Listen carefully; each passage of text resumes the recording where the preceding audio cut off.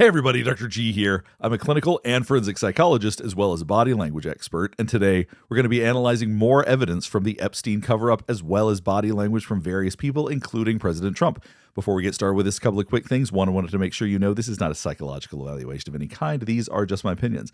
In addition to that, I do want to remind you to like and subscribe if you want to see more content just like this. All right, let's go. Before we get to the body language, I wanted to talk about the Office of the Inspector General of the Department of Justice's report on Epstein's death. I talked about this last time in depth, but there is something that I forgot to include, and this is pretty important. What we're going to be looking at is the date, July 29th. I want to briefly give you a little bit of context before I talk about the date, July 29th. August 10th is when he was found dead. July 23rd, he was found with orange cloth around his neck. It was alleged by him that somebody else did it to him. It was suggested by other people that he did it himself. That was ultimately never determined. Even according to this report, they were never clear on what happened. So you'll hear people say he attempted on July 23rd. There's not evidence that that's actually true. But according to this report's timeline, here's what happened on July 29th.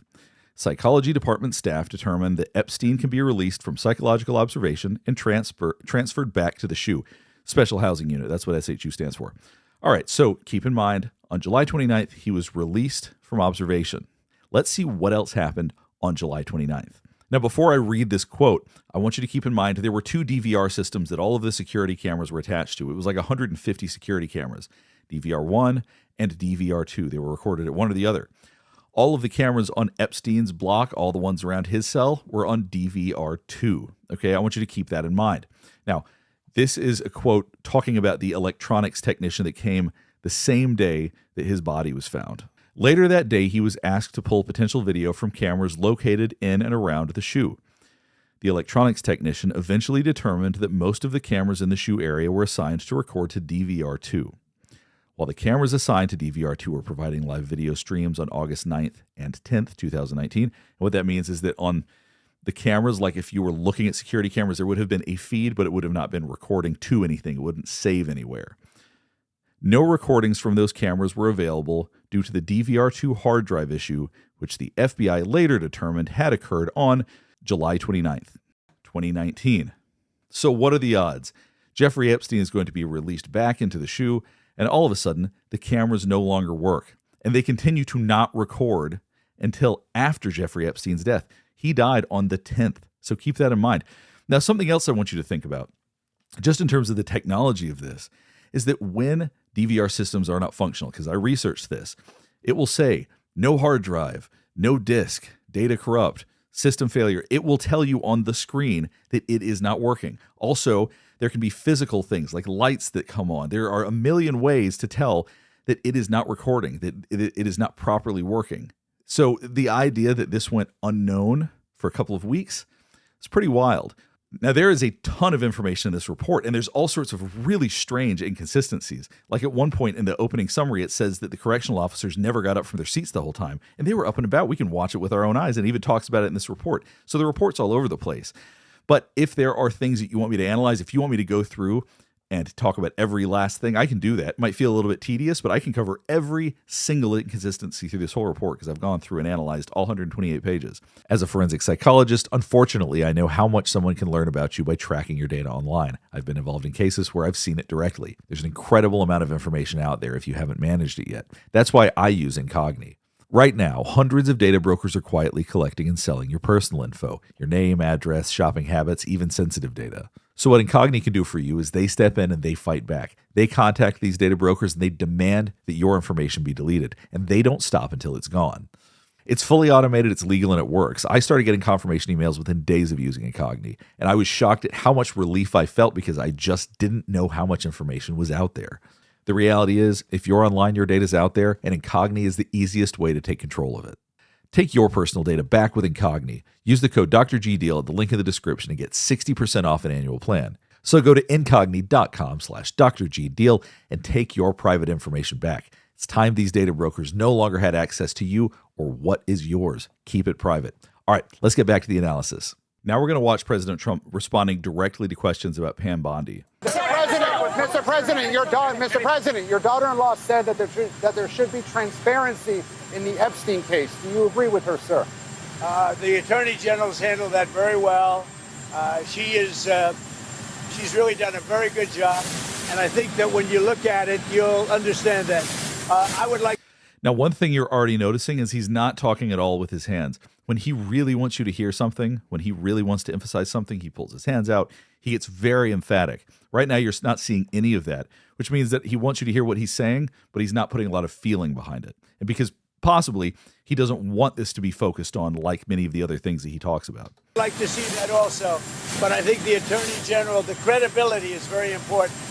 And you want credible evidence for something like that.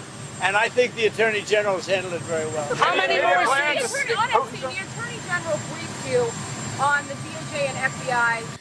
Just to be clear, maybe it's obvious, but he's not stepping in any way other than trying to hear better, I think. So in that sense, I wouldn't read too much into that body language. Review, the findings of that review. The Attorney General briefed you on that. What? On the... Although, let's watch this right here. I want you to listen to this part again. I'm going to explain what just happened. How many more states? Honestly, the Attorney General briefed you on the DOJ and FBI review, the findings of that review. The Attorney General briefed you. So he said the Attorney General, or she said the Attorney General briefed you on the findings of the review. You saw the chin go up. He's trying to show you he's above this. He doesn't really need to answer questions about this. He is trying to physically show you that he doesn't like this and that he's above this line of questioning. Findings of that review. The Attorney General briefed you on that. What? On the DOJ and FBI on what? review. On what subject?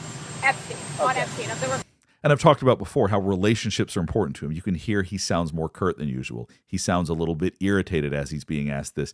He's asking for clarification, which I presume that he doesn't actually need. I think that he could figure out from context they were already talking about Epstein, but he wanted the person to say it because it's going to be more uncomfortable, because clearly it annoys him. So in this situation right here, he is pressing the reporter. He's trying to make it uncomfortable so that other people won't ask those questions, or people that maybe have a good relationship with him won't ask those questions. on the DOJ and FBI on what? review. On what subject? Epstein. Okay. On Epstein. Of the review of the files. Attorney General Pam Bondi. A very quick briefing. Did she tell you, what did she tell you about the review? And specifically, did she tell you at all that your name appeared in the file? No. She's given us just a very quick briefing. So you're not really seeing any reaction when she talked about his name being in the files. As I've said previously, I really don't think that's the focus. I think that it has more to do with other people. I really don't think that he's worried about himself in that regard. And this, I just don't get that impression, and none of the body language is consistent with that either. And in terms of the credibility of the different things that they've seen, and I would say that, these files were made up by Comey, they were made up by Obama, they were made up by the Biden, So what you're seeing now is you're seeing him emphasize with his body again. This is the way that President Trump typically talks. He uses his hands a lot. He uses his body a lot to speak. He's a very kinetic speaker in that way. So when he's talking about it being Comey or Obama or the Biden administration, you're seeing a lot more emphasis there. That's really what he wants you to focus on. Different things that they've seen. And I would say that, these files were made up by Comey. They were made up by Obama. They were made up by the Biden, we went through years of that. With the Russia. You also see now he is leaning in a little bit further. Now, this I don't think is so much because he can't hear. I think that he's feeling more intense about this, and he wants people to hear this. So you're seeing the body lean forward. And as he's talking about the Russia things, he's really starting to get back at it. His hands are starting to come out. You can see it if you watch his shoulders. You can see his arms are moving again. He's really starting to feel it again. And this is where he tends to shine. When he is feeling really strongly about something, he gets very passionate about it. If you look at this body language relative to what it was like really talking about this, it's very, very different. Russia hoax, with all of the different things that we had to go through. We've gone through years of it, but she's handled it very well, and it's going to be up to her. Whatever she thinks is credible, she should release. Yeah. So now we're going to watch Bill Gates talking about this. Part of what I want to do is to actually see people that have met, knew, and interacted with Jeffrey Epstein talking about him. I thought it could be interesting to see the body language associated with this. This clip itself is actually quite interesting. Let's just get back into it. What did you know about him when you were meeting with him, as you've said yourself, in the hopes of raising money? I had dinners with him. So you can already tell that he's very uncomfortable. Look at how his hands are clasped. He's covering his chest a little bit. This is not something that he wants to talk about, but he's willing to, so I give him credit for that for sure. And he immediately starts holding his ring finger. If you notice, he starts fiddling with his ring finger. So I always think that's significant when people touch that finger. It tends to have something to do, obviously, with marriage, or is making them think something about that. Regret doing that. He had relationships with people he said, would give to global health, which is a. Now look at the angle of his face. He has stopped looking directly at the person that's interviewing him. Instead, he's giving you the side of it. He is too uncomfortable to be directly facing this individual, and his eyes or his gaze is completely averted. He's glancing over. But the fact that he's trying to disengage as much as possible shows how extremely uncomfortable he is right now. I regret doing that.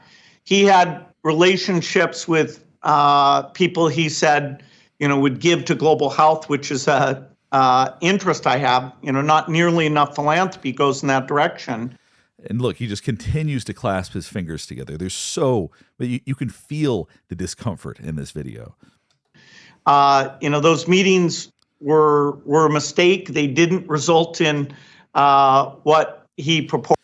So for a second there, he was about to start steepling. Watch this right here. Were a mistake. They didn't result in. So this steepling, we do this when we're an expert at something. When we want to be the smartest guy in the room, we do this to show that off a little bit.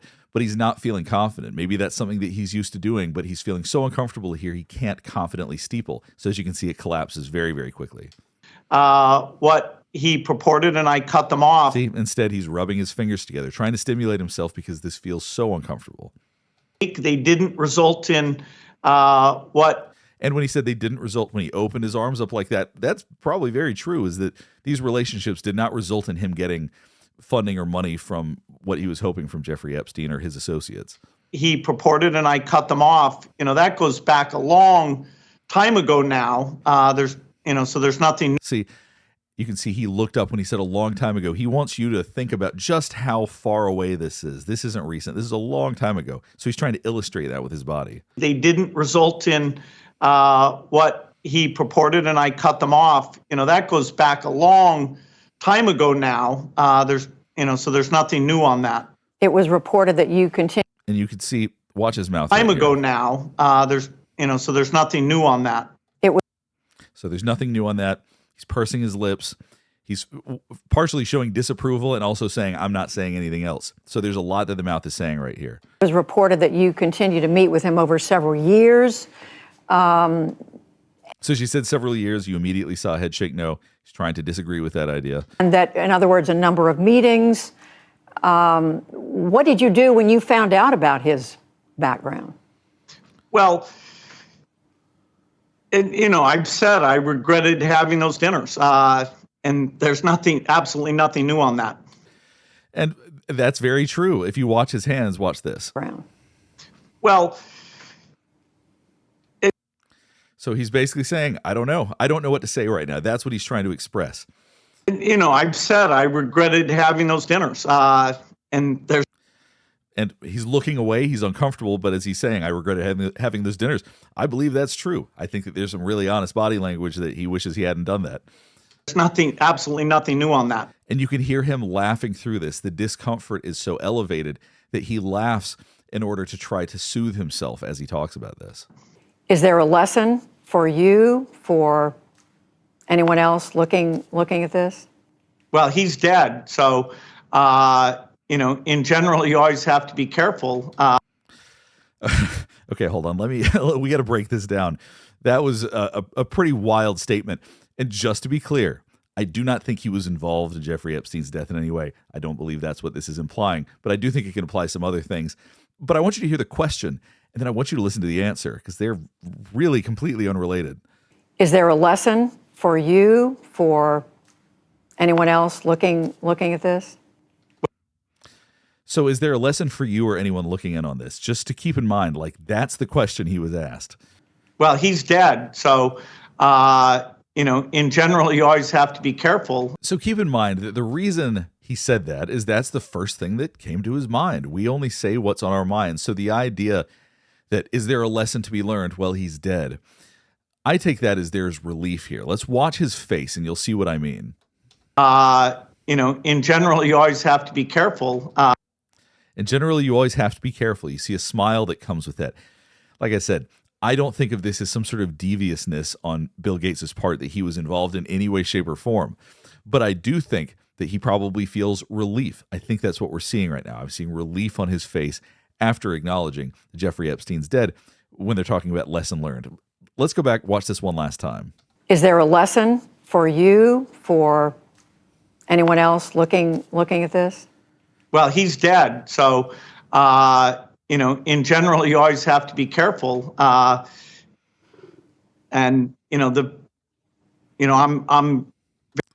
So, in general, you always have to be careful. He's hesitating to speak. He raises one shoulder. It's non-committed. It's like he wants to say something, but doesn't know how to express it. So, the discomfort is palpable throughout this entire interview. Dead. So, in general, you always have to be careful. I'm very proud of what we've done in philanthropy. Very proud.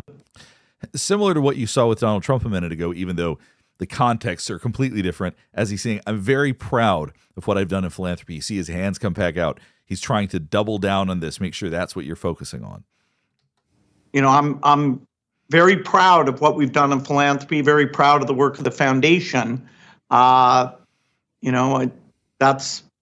what I get up every day and focus on. Just the strangest, most sort of meandering, uncomfortable response you could possibly imagine to that question. But I do think, like I said, to me, it looks like more relief than anything. So we're going to move on to the next one, but I just found Bill Gates' body language fascinating in this interview, and he's got several others where they actually ask about Epstein as well, and his body language is not much different.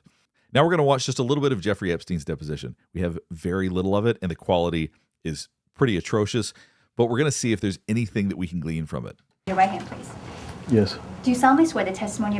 Now look how relaxed his body looks. His hand isn't even fully standing up. He's trying to appear relaxed. That's a way to maintain power. Is no matter how much chaos is going on around me, I'm going to stay cool and calm and collected. I'm not affected by any of this. That's what he wants to give off right now.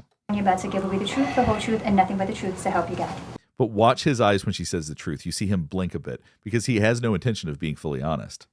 Do you solemnly swear the testimony you're about to give away the truth, the whole truth, and nothing but the truth to help you God? Yes, I do.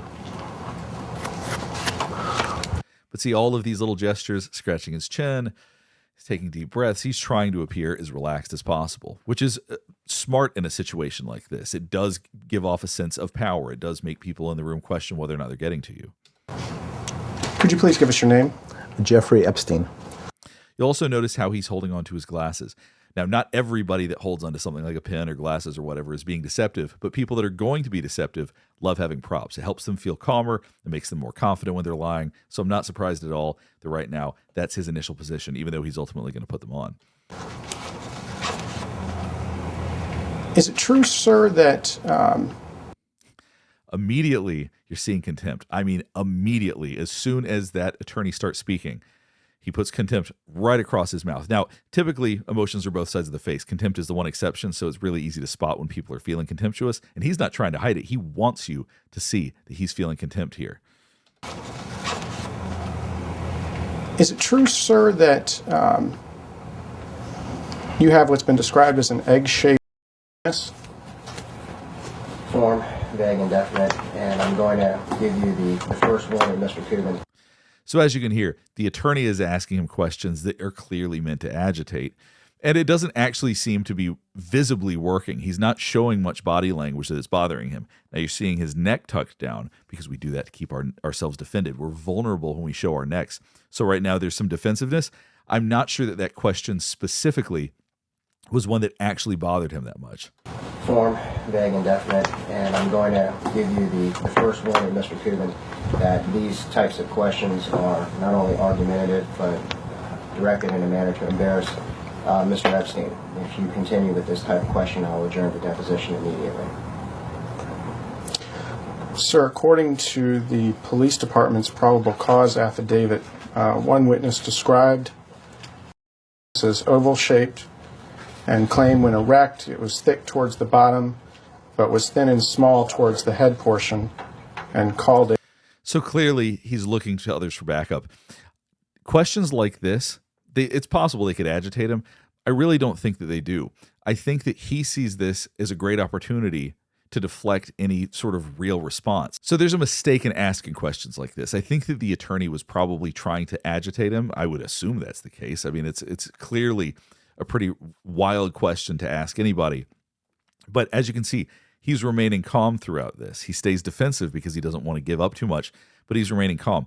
He's looking back and forth, looking to make sure that this is okay or that see if things are going to be adjourned, because he knows that these questions are inappropriate. I don't think they actually bother him that much. Egg-shaped. Those are not my words. I apologize. But as Mr. Critton has stated, that this is I'm willing to continue. So when it comes to guys like him, you're never going to win a war of trying to agitate them too much in a situation like this by starting off that strong. You'd have to be a lot more subtle about it, because he knows ultimately that just gives him an out. He's not going to have to answer questions now. So strategically, I don't think a great idea. And also, it seemed that he was probably able to remain fairly calm through this. He's probably a psychopath. You would have to be to do the kinds of things that he's been accused of. So it's going to take a lot to really, truly rile him up. So anyway, we'll go ahead and stop here. Hopefully this has been interesting. Hopefully it's helped you better understand some of the behavior and body language we saw. I know this video was a mix of different things, but I'm trying to cover as much as I can because this is such a complex case and there's just so much to cover. If there's anything else you want me to check out, I do plan to continue to do videos on this as long as people want to see them. So if you have anything else about this that you want me to analyze, please let me know in the comments below. Last thing before we get finished up is I do want to remind you to like and subscribe if you want to see more content just like this. All right, thanks for watching.